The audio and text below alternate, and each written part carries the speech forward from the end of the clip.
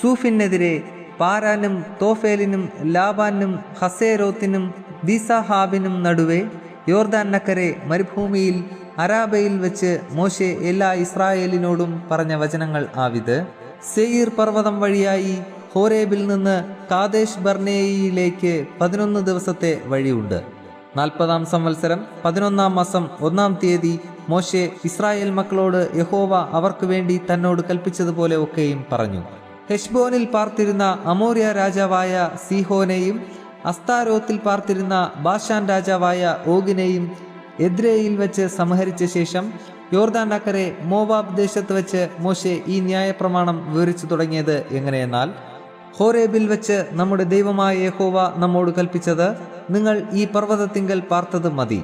തിരിഞ്ഞ് യാത്ര ചെയ്ത് അമോര്യരുടെ പർവ്വതത്തിലേക്കും അതിൻ്റെ അയൽപ്രദേശങ്ങളായ അരാബ, മലനാട്, താഴ്വീതി, തെക്കേദേശം, കടൽക്കര എന്നിങ്ങനെയുള്ള കനാന്യദേശത്തേക്കും ലെബാനോനിലേക്കും ഫ്രാത്ത് എന്ന മഹാനദി വരെയും പോകുവിൻ. ഇതാ, ഞാൻ ആ ദേശം നിങ്ങളുടെ മുമ്പിൽ വച്ചിരിക്കുന്നു. നിങ്ങൾ കടന്ന് യഹോവ നിങ്ങളുടെ പിതാക്കന്മാരായ അബ്രഹാമിനും ഇസ്ഹാക്കിനും യാക്കോബിനും അവരുടെ സന്തതിക്കും കൊടുക്കുമെന്ന് അവരോട് സത്യം ചെയ്ത ദേശത്തെ കൈവശമാക്കുവിൻ. അക്കാലത്ത് ഞാൻ നിങ്ങളോട് പറഞ്ഞത്, എനിക്ക് ഏകനായി നിങ്ങളെ വഹിപ്പാൻ കഴിയുകയില്ല. നിങ്ങളുടെ ദൈവമായ യഹോവ നിങ്ങളെ വർദ്ധിപ്പിച്ചിരിക്കുന്നു. ഇതാ, നിങ്ങൾ ഇന്ന് പെരുപ്പത്തിൽ ആകാശത്തിലെ നക്ഷത്രങ്ങൾ പോലെ ഇരിക്കുന്നു. നിങ്ങളുടെ പിതാക്കന്മാരുടെ ദൈവമായ യഹോവ നിങ്ങളെ ഇപ്പോഴുള്ളതിനേക്കാൾ ഇനിയും 1000 ഇരട്ടിയാക്കി താൻ നിങ്ങളോട് അരുളി ചെയ്തതുപോലെ അനുഗ്രഹിക്കുമാറാകട്ടെ. ഞാൻ ഏകനായി നിങ്ങളുടെ ഭാരവും നിങ്ങളുടെ ചുമടും നിങ്ങളുടെ വ്യവഹാരങ്ങളും വഹിക്കുന്നത് എങ്ങനെ? അതത് ഗോത്രത്തിൽ നിന്ന് ജ്ഞാനവും വിവേകവും പ്രസിദ്ധിയുമുള്ള പുരുഷന്മാരെ തെരഞ്ഞെടുപ്പിൻ. അവരെ ഞാൻ നിങ്ങൾക്ക് തലവന്മാരാക്കും. അതിന് നിങ്ങൾ എന്നോട്, നീ പറഞ്ഞ കാര്യം നല്ലത് എന്ന് ഉത്തരം പറഞ്ഞു. ആകയാൽ ഞാൻ നിങ്ങളുടെ ഗോത്രത്തലവന്മാരായി ജ്ഞാനവും പ്രസിദ്ധിയുമുള്ള പുരുഷന്മാരെ 1000 പേർക്ക് അധിപതിമാർ, 100 പേർക്ക് അധിപതിമാർ, 50 പേർക്ക് അധിപതിമാർ, 10 പേർക്ക് അധിപതിമാർ, ഇങ്ങനെ നിങ്ങൾക്ക് തലവന്മാരും ഗോത്രപ്രമാണികളുമായി നിയമിച്ചു. അന്ന് ഞാൻ നിങ്ങളുടെ ന്യായാധിപന്മാരോട് ആജ്ഞാപിച്ചത്, നിങ്ങളുടെ സഹോദരന്മാർക്ക് തമ്മിലുള്ള കാര്യങ്ങളെ കേട്ട് ആർക്കെങ്കിലും സഹോദരനോടോ പരദേശിയോടോ വല്ല കാര്യവും ഉണ്ടായാൽ അത് നീതിയോടെ വിധിപ്പിൻ. ന്യായവിസ്താരത്തിൽ മുഖം നോക്കാതെ ചെറിയവന്റെ കാര്യവും വലിയവന്റെ കാര്യവും ഒരുപോലെ കേൾക്കണം. മനുഷ്യനെ ഭയപ്പെടരുത്. ന്യായവിധി ദൈവത്തിനുള്ളതല്ലോ. നിങ്ങൾക്ക് അധികം പ്രയാസമുള്ള കാര്യം എൻ്റെ അടുക്കൽ കൊണ്ടുവരുവിൻ, അത് ഞാൻ തീർക്കും. അങ്ങനെ നിങ്ങൾ ചെയ്യേണ്ടുന്ന കാര്യങ്ങളൊക്കെയും ഞാൻ അക്കാലത്ത് നിങ്ങളോട് കൽപ്പിച്ചുവല്ലോ. പിന്നെ നമ്മുടെ ദൈവമായ യഹോവ നമ്മോട് കൽപ്പിച്ചതുപോലെ നാം ഹോരേബിൽ നിന്ന് പുറപ്പെട്ട ശേഷം നിങ്ങൾ കണ്ട ഭയങ്കരമായ മഹാമരുഭൂമിയിൽ കൂടി നാം അമോര്യരുടെ മലനാട്ടിലേക്കുള്ള വഴിയായി സഞ്ചരിച്ച് കാദേശ് ബർന്നേയയിൽ എത്തി. അപ്പോൾ ഞാൻ നിങ്ങളോട്, നമ്മുടെ ദൈവമായ യഹോവ നമുക്ക് തരുന്ന അമോര്യരുടെ മലനാട് വരെ നിങ്ങൾ എത്തിയിരിക്കുന്നുവല്ലോ. ഇതാ, നിന്റെ ദൈവമായ യഹോവ ആ ദേശം നിന്റെ മുമ്പിൽ വച്ചിരിക്കുന്നു. നിന്റെ പിതാക്കന്മാരുടെ ദൈവമായ യഹോവ നിന്നോട് അരുളി ചെയ്തതുപോലെ നീ ചെന്ന് അത് കൈവശമാക്കിക്കൊള്ളുക. ഭയപ്പെടരുത്, അധൈര്യപ്പെടുകയും അരുത് എന്ന് പറഞ്ഞു. എന്നാറേ, നിങ്ങളെല്ലാവരും അടുത്തു വന്ന് നാം ചില ആളുകളെ മുമ്പുകൂട്ടി അയക്കുക. അവർ ദേശം ഒറ്റുനോക്കിയിട്ട് നാം ചെല്ലേണ്ടുന്ന വഴിയെയും പോകേണ്ടുന്ന പട്ടണങ്ങളെയും കുറിച്ച് വർത്തമാനം കൊണ്ടുവരട്ടെ എന്ന് പറഞ്ഞു. ആ വാക്ക് എനിക്ക് ബോധിച്ചു. ഞാൻ ഓരോ ഗോത്രത്തിൽ നിന്ന് ഓരോ ആൾ വീതം 12 പേരെ നിങ്ങളുടെ കൂട്ടത്തിൽ നിന്ന് തിരഞ്ഞെടുത്തു. അവർ പുറപ്പെട്ട് പർവ്വതത്തിൽ കയറി എസ്കോൽ താഴ്വരയോളം ചെന്ന് ദേശം ഒറ്റുനോക്കി.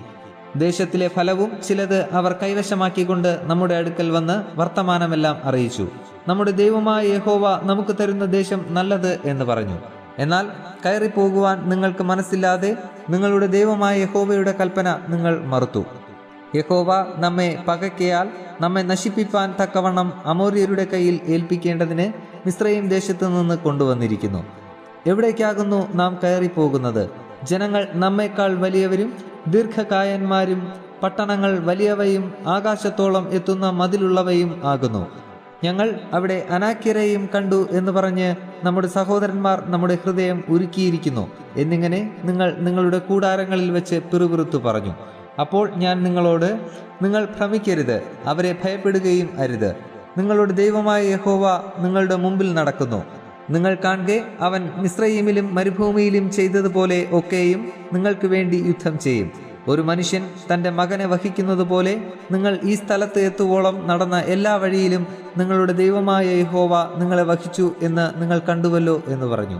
ഇതെല്ലാമായിട്ടും പാളയമിറങ്ങേണ്ടതിന് നിങ്ങൾ സ്ഥലമന്വേഷിപ്പാനും നിങ്ങൾ പോകേണ്ടുന്ന വഴി നിങ്ങൾക്ക് കാണിച്ചു തരുവാനും രാത്രി അഗ്നിയിലും പകൽ മേഘത്തിലും നിങ്ങൾക്ക് മുമ്പായി നടന്ന നിങ്ങളുടെ ദൈവമായ യഹോവയെ നിങ്ങൾ വിശ്വസിച്ചില്ല.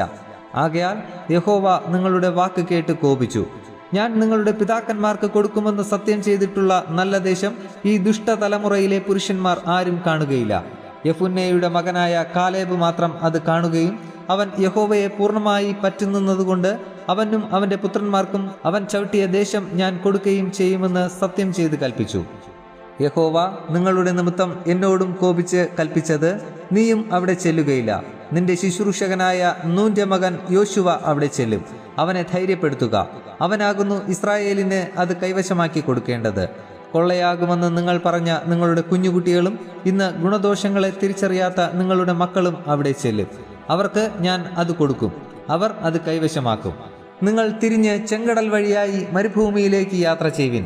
അതിന് നിങ്ങൾ എന്നോട്, ഞങ്ങൾ യഹോവയോട് പാപം ചെയ്തിരിക്കുന്നു. നമ്മുടെ ദൈവമായ യഹോവ ഞങ്ങളോട് കൽപ്പിച്ചതുപോലെ ഒക്കെയും ഞങ്ങൾ പോയി യുദ്ധം ചെയ്യും എന്ന് ഉത്തരം പറഞ്ഞു. അങ്ങനെ നിങ്ങൾ ഓരോരുത്തൻ താന്താൻ്റെ യുദ്ധായുധം ധരിച്ച് പർവ്വതത്തിൽ കയറുവാൻ തുനിഞ്ഞു. എന്നാൽ യഹോവ എന്നോട്, നിങ്ങൾ പോകരുത്, യുദ്ധം ചെയ്യരുത്, ഞാൻ നിങ്ങളുടെ ഇടയിൽ ഇല്ല, ശത്രുക്കളോട് നിങ്ങൾ തോറ്റുപോകും എന്ന് അവരോട് പറക എന്ന് കൽപ്പിച്ചു. അങ്ങനെ ഞാൻ നിങ്ങളോട് പറഞ്ഞു. എന്നാൽ നിങ്ങൾ കേൾക്കാതെ യഹോവയുടെ കൽപ്പന മറുത്ത് അഹമ്മദിയോടെ പർവ്വതത്തിൽ കയറി. ആ പർവ്വതത്തിൽ കുടിയിരുന്ന അമോര്യർ നിങ്ങളുടെ നേരെ പുറപ്പെട്ടു വന്ന് തേനീച്ച പോലെ നിങ്ങളെ പിന്തുടർന്ന് സേയീരിൽ ഹൊർമ വരെ ചിഹ്നിച്ചു കളഞ്ഞു. നിങ്ങൾ മടങ്ങിവന്ന് യഹോവയുടെ മുമ്പാകെ കരഞ്ഞു. എന്നാൽ യഹോവ നിങ്ങളുടെ നിലവിളി കേട്ടില്ല, നിങ്ങളുടെ അപേക്ഷയ്ക്ക് ചെവി തന്നതുമില്ല. അങ്ങനെ നിങ്ങൾ കാദേശിൽ പാർത്ത ദീർഘകാലമൊക്കെയും അവിടെ താമസിക്കേണ്ടി വന്നു.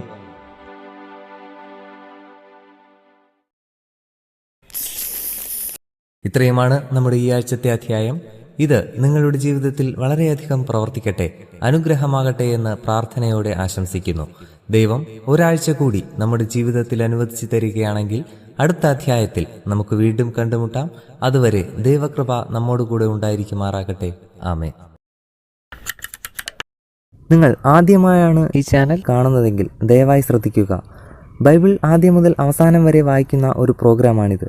താല്പര്യമുണ്ടെങ്കിൽ നിങ്ങൾക്കും ദിവസത്തിൽ ആകെ 5 മിനിറ്റ് മാത്രം ചിലവാക്കിക്കൊണ്ട് ഇതിൽ പങ്കാളികളാകാം. ഒരുപക്ഷെ ഇത് നിങ്ങൾക്ക് വേണ്ടി കൂടിയുള്ള ഒരു പ്രോഗ്രാം ആയിരിക്കാം. ഇതിൽ പങ്കെടുക്കുവാൻ ആഗ്രഹമുണ്ടെങ്കിൽ ഈ ചാനൽ സബ്സ്ക്രൈബ് ചെയ്യുക.